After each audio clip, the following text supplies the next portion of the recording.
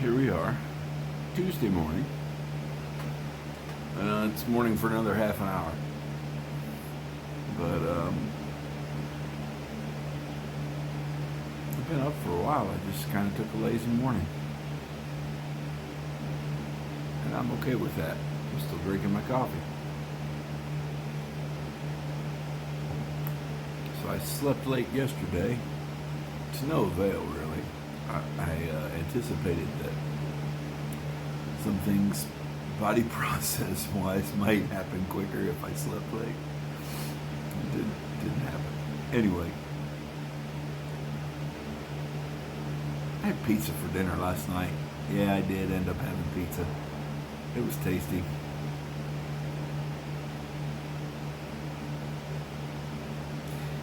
The salad wasn't so good. And I love their salad. Their house salad is usually so good, and I don't know what it was last night. I think maybe it needed more dressing. I get dressing on the side, and I think with the large salad they don't give you enough dressing. It was just too dry. Lots of cheese. They put fine diced red onions, chickpeas, and feta cheese on a bed of spring mix. And I get the large. And it just needed more dressing. They should know that a large needs 2 dressings, not just one little cup. And I was really torn on the pizza because I do love pizza, but I was wanting the protein, so I went with the protein pizza instead of meatball. The meatball's good. I'd rather have eaten the meatball, but I ate the protein, which has lots of good meat on it. It's still just meat, but that meatball pizza's good. Anyway, that's my last pizza. That's my last cheat meal now for 28 days. I'm gonna keep that schedule. Why 28 days, Chris? Well, because when I go to my doctor, that's a cheat day. I see him in the morning. I enjoy a meal at night, and then I split the time until my next doctor's appointment, and usually into 3 segments, and it's usually every 3 months. So it's usually about 4 weeks between cheat days. And this time I actually waited for my doctor's visit cheat date a little later in the week. So I got 28 days in a cheat day, 28 days in a doctor's visit. Keeps me on track, or helps to anyway. You need that something to look forward to, and it's kind of disgusting that what I look forward to is a pizza meal. Usually pizza. If you're gonna cheat, you're gonna cheat with the one, your fave.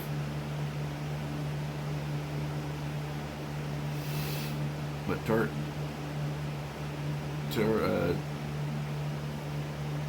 I can't think of what I'm trying to say. There's nothing else I'd rather have than pizza for the most part. Tacos might be good, burgers might be good. But I can work around those and stay within my dietary plan. Pizza, it's a gem on its own. I generally don't eat bread, and so just the crust of pizza is a treat.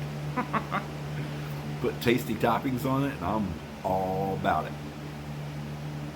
Went with sidewall though. Not my first choice, but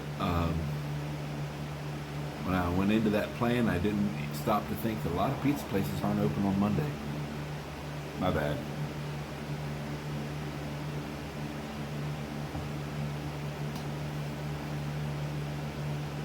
And that's kind of why yesterday was kind of like, I could skip it.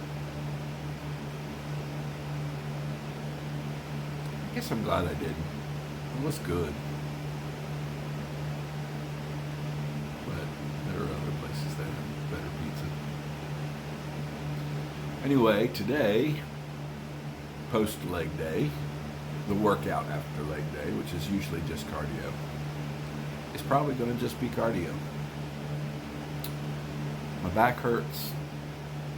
I think that's from how I'm sleeping.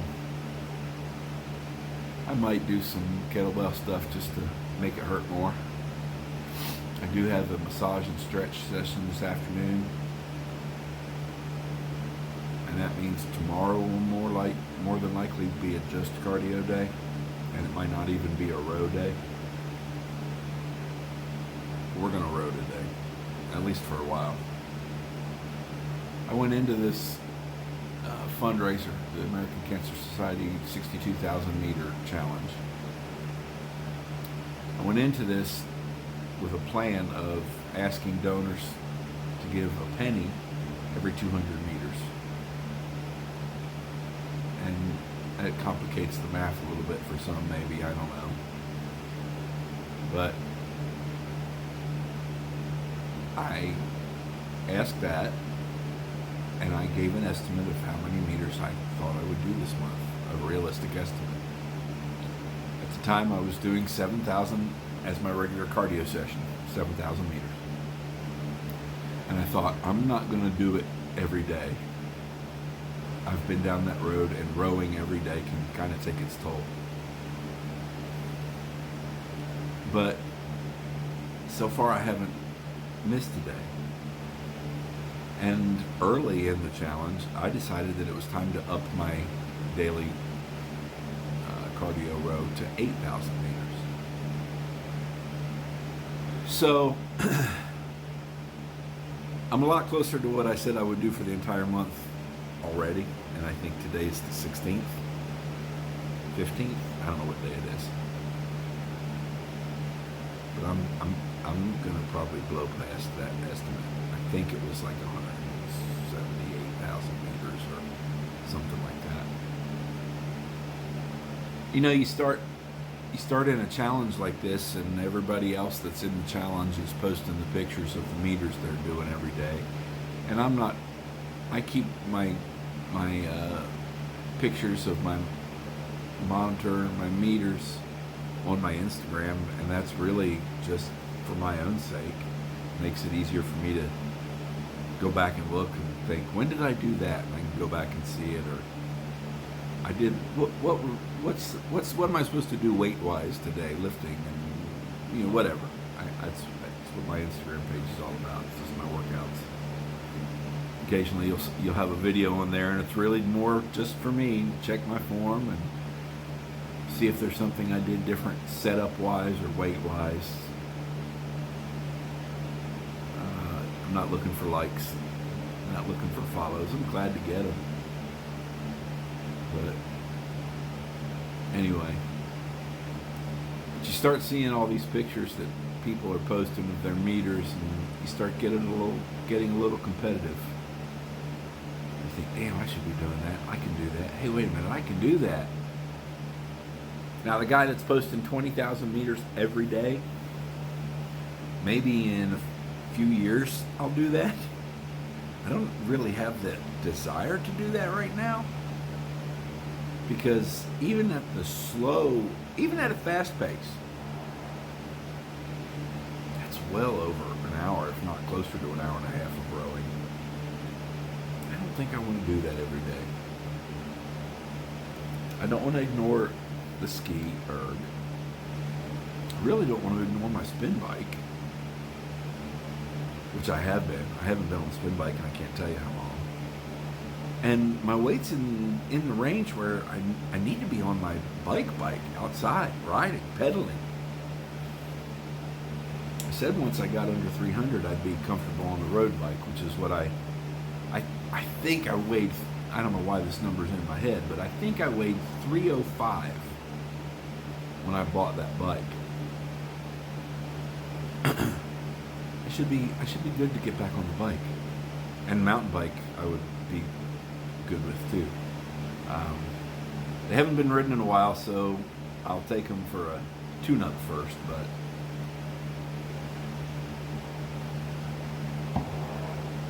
it's a time-consuming hobby sometimes. I just want to hop on my mountain bike and ride around the neighborhood, that might be nice. I don't think I would ride my road bike around the neighborhood.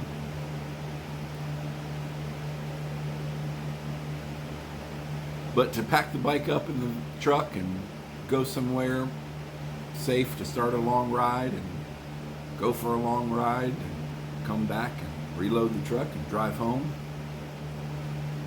that's pushing my limit of how much time I can spend away from my father. He has a habit of getting into things he shouldn't get into.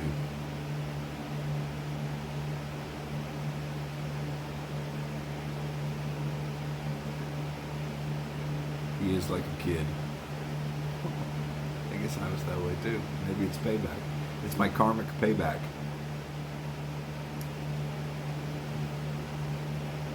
Oh well. I guess it could be worse. Could be homeless, living on the street.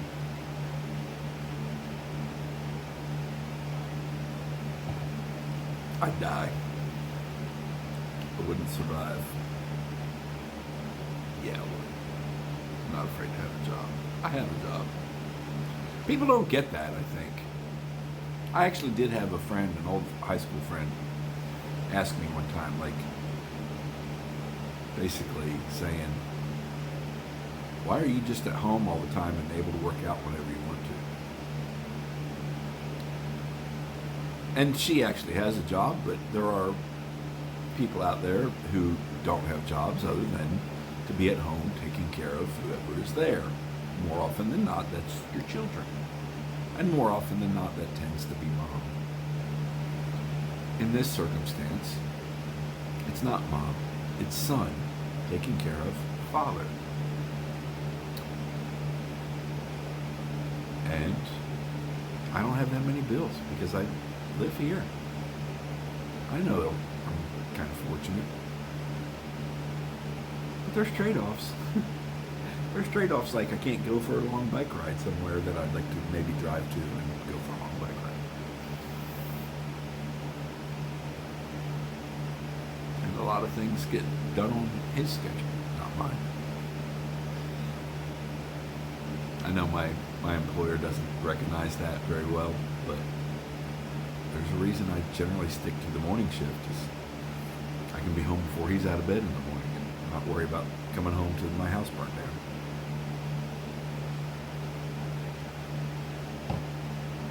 So anyway, I'll roll with it. As long as he's living, that's my job. The VA has an allotment for him for in-home care. And I told them that I am his in-home care. And they said, well, that's your money then. Okay, thanks. I mean, I appreciate that because I was going to take care of my father either way, but if you're going to supplement my income to do that, I appreciate it. I'll make the most of it. And I've been able to eliminate some personal debt. I've been able to put aside for retirement just like I would if I had a regular job. I've had some lucky breaks.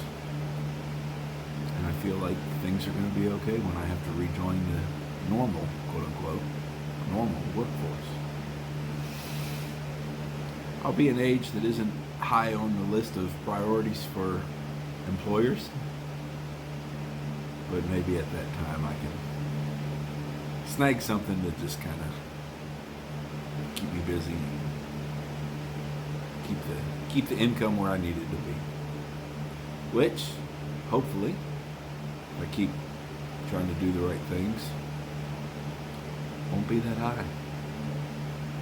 Inflation aside. Kind of simple guy. I'm okay with simple things. I get a little carried away on my spending sometimes, but not too bad. Shoes and gym equipment. Band t-shirts.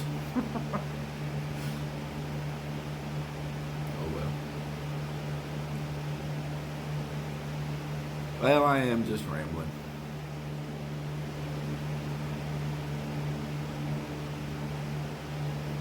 Because I'm still enjoying my coffee. feel like rowing yet.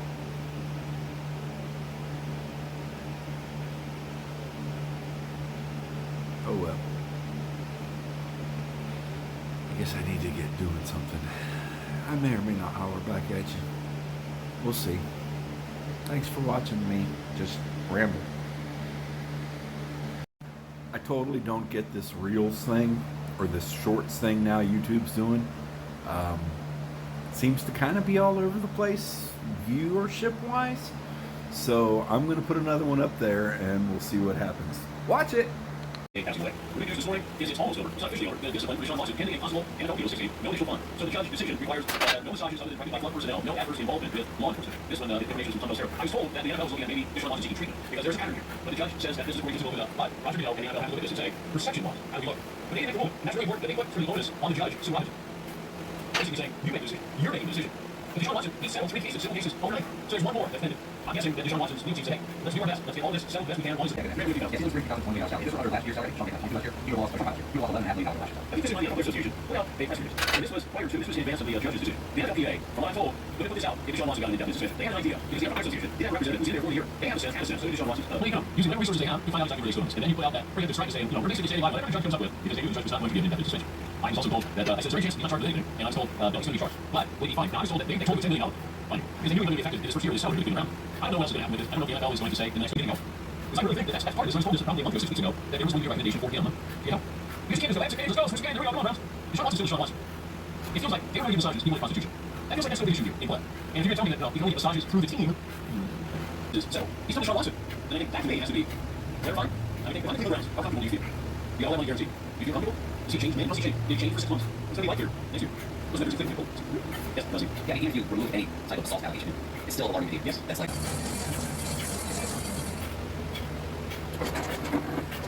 Of the 222 home runs that you get, did you ever really watch one? Did you admire one of those? I don't think so. I think one time that I may have been a little bit. It was not Chicago community. I remember asking the day I was going to be up, I thought I had a full come on. And the first time I did one thing, I didn't get. They did it a couple times that year. And for the 3 months, trying to get in open hell was months at a time. Trying to sit on places here, you get this minute or kill you. You know. So we have action is like I'm 30 or 2 hours away on the first baseman. And they do it. And he's right in the middle of that. You know, as soon as I run up, I see my turn. And I'm going to play. I'm here, baby. This is right now you got to go. So you'll be out to those things.